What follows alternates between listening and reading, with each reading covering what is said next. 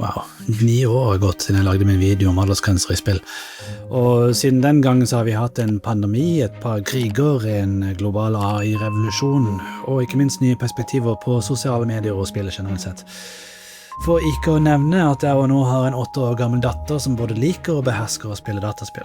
Så, med litt mer livserfaring, her kommer en oppdatert innføring i hvordan vi som foreldre med barn i grunnskolen kan forholde oss til spill og gaming.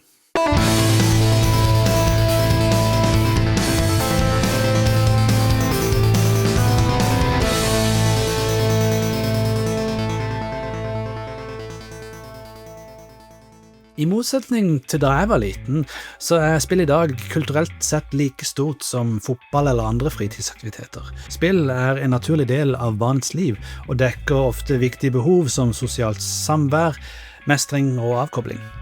Spillmediet har mange positive sider.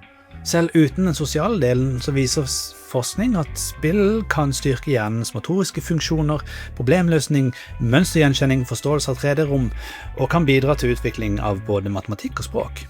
For barn så gir dette god mestringsfølelse og en fin måte å koble av på, men det betyr ikke at det er uproblematisk, selvfølgelig. Spill gir kontinuerlig tilbakemelding og umiddelbar belønning på det du gjør. Og det utløser dopamin og økt aktivering, som kan skape stor entusiasme, men også adferd som for mange foreldre kan oppleves som bekymringsfull. Spesielt når de ikke har satt seg inn i mediet. Og her er det viktigste poenget med hele denne videoen. Foreldre i dag bør sette seg inn i spillmediet uten fordommer. Ikke feie det bort eller fordøm det, for da mister du helt oversikten. Som pappagamer så kommer det for meg naturlig selvfølgelig. Jeg spiller mange spill sammen med min datter, og for oss er det en veldig fin måte å tilbringe tid sammen på. Du som foreldre trenger ikke nødvendigvis å være gamer selv, men du må være litt involvert og sette deg inn i spillene og systemene de spilles på. Du er selvfølgelig allerede gått på vei siden du ser på denne videoen her. Så det viktigste stedet å begynne på er selvfølgelig spille selv. Når barnet ditt vil spille et spill du ikke kjenner, så kan du ta noen minutter til å lære deg litt om spillet. Enten også lese om spillet på nettet, eller å se noen videoer her på YouTube for eksempel. Slik får du et realistisk bilde av hva barnet kan forvente når de spiller spillet. Aldersgrensemarkeringen er en fin pekepinn som oppsummerer ting som voldsnivå og tematikk. Den er ikke perfekt, men det er et godt utgangspunkt. Du kan se min gamle video om aldersgrenser og spill for en litt mer utdypende gjennomgang om temaet. Men her er det opp til enhver forelder som kjenner sitt barn å ta en vurdering på hva barnet kan og ikke kan spille. Og når et spill er valgt, så er det lurt å se barnet spille de første timene, spesielt i tidlig alderen fra 7 til 10 år. Lær dere mekanikkene sammen, og vis interesse og engasjement. Ikke bare vil barnet bli engasjert og nysgjerrig, du vil også få et tydelig inntrykk av tone og handling, og finner fort ut av om dette er et spill som barnet kan spille alene. Om du lar barnet spille alene, er det viktig at du følger opp med å spørre: var det gøy? Hva skjedde? Så kult. Dette bygger tillit til at de alltid kan komme og dele med deg hva de har opplevd. Og da vil de også komme til deg når de opplever noe som er skummelt, rart eller litt forvirrende.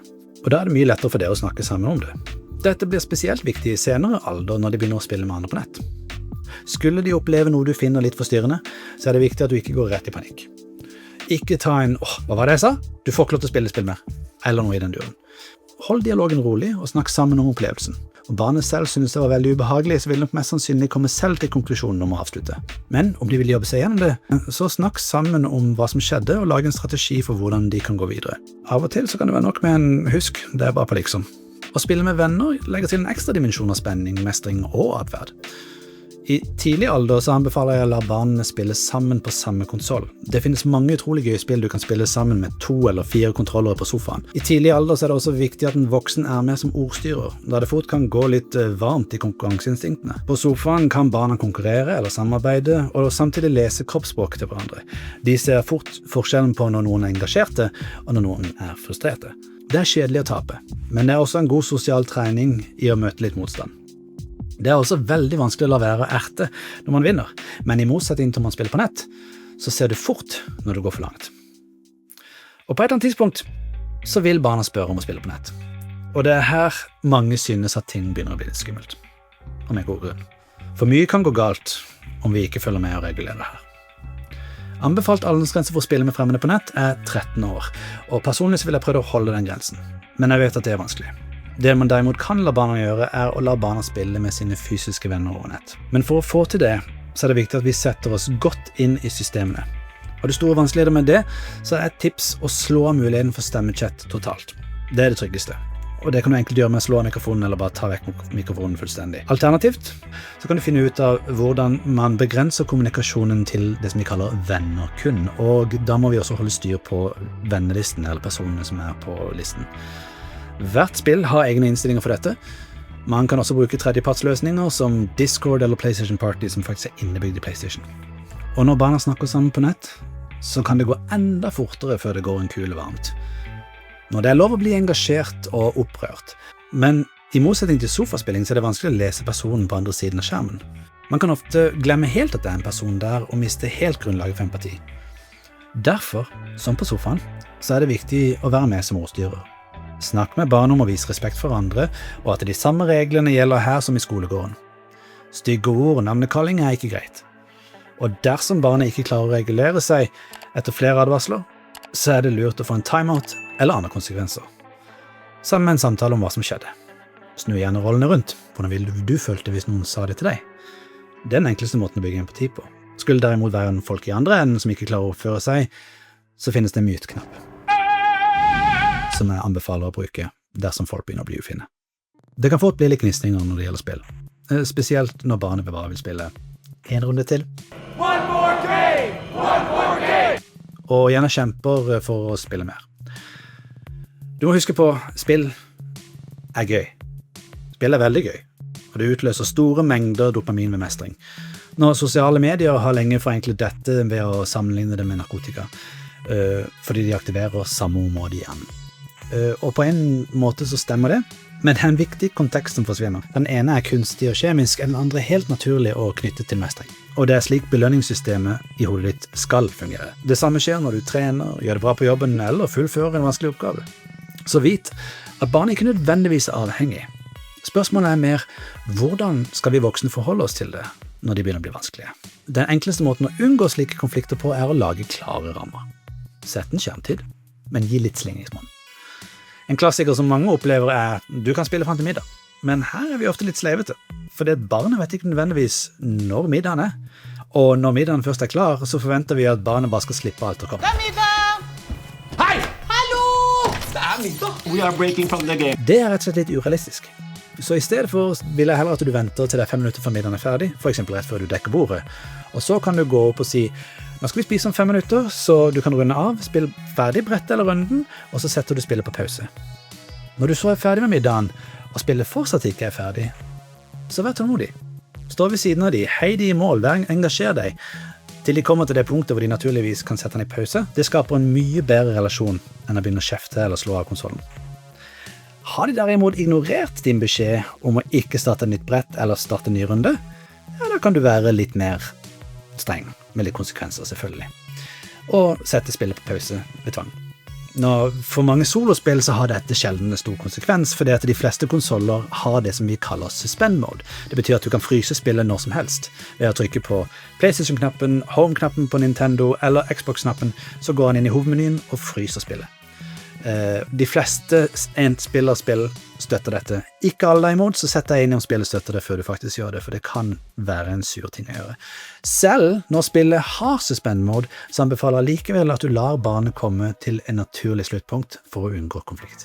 Så når er det lov å begynne å bekymre seg? Så med alle aktiviteter så kan det ta overhånd. Det er viktig å følge med på at spillingen ikke går ut over søvn, skole, sosialt samvær eller andre fysiske aktiviteter. Når du merker at det skjer, så er det viktig å forstå at spillet ikke nødvendigvis er hovedproblemet. Som med andre vanedannende aktiviteter, så er det som regel et symptom på noe annet som kan lede til en ond sirkel. Så ikke gå til angrep på spillet, men spør heller om det som ligger bak. Hvordan går det på skolen? Hvorfor leker du ikke med vennene dine? Hvorfor vil du ikke spille fotball?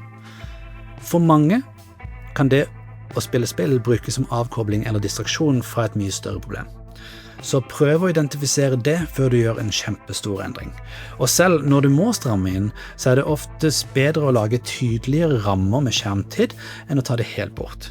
Å fjerne spill fullstendig bør sjeldent være første tiltak. Det viktigste er å ha en balanse som fungerer over tid. Så mye av dette her kan dere kontrollere på systemnivå ved å bruke foreldrestyring. Alle konsoler har en form for dette. Men for foreldre uten særlig teknisk kompetanse så kan det være litt tiltak å sette seg inn i. Allikevel så anbefaler jeg at dere tar dere tid til å gjøre det, fordi det gir mye bedre kontroll. De fleste har gode oversiktlige videoer på nettet som jeg kan lenke til under. Ved foreldrestyring så kan du styre alt fra aldersbegrensning på media, skjermtid, aktiv spilletid, kommunikasjonsbegrensninger og mye mer, som for eksempel muligheten til å kjøpe ting i spill. Kjøp i spill etter min mening bør være helt umulig uten din innblanding. Mange har gått på en smell med mikrotransaksjoner på tusenvis av kroner fordi kortet var lagret på konsolen. Husk at foreldrestyring er ment som et verktøy for å hjelpe deg å holde styr. Det betyr ikke at du kan stole på systemet alene. Det er ikke en unnskyldning til å la barna holde på uten oppfølging. Spill er overveiende positiv. Det er viktig å ha fallgruven i bakhodet, men det er også viktig å beholde en positiv innstilling til spill så lenge det ikke gir grunn til bekymring. Som jeg sa innledningsvis, så oppveier fordelene med spill i stor grad alle ulempene. Så lenge vi som foreldre er til stede, setter noen rammer og viser interesse, kan spill være en utrolig fin arena for mestring, læring og sosialt samvær. Spill er virkelig ikke noe vi trenger å være redde for, men det er noe som er verdt å forstå og bruke riktig. Jeg håper denne videoen har vært informativ, og at jeg vil la barna deres prøve den fantastiske verden som er spillverden. Tusen takk for at dere så på. Hvis dere er interessert i mer innhold for meg, så anbefaler jeg at dere også abonnerer på min engelske kanal, der jeg publiserer mye oftere innhold.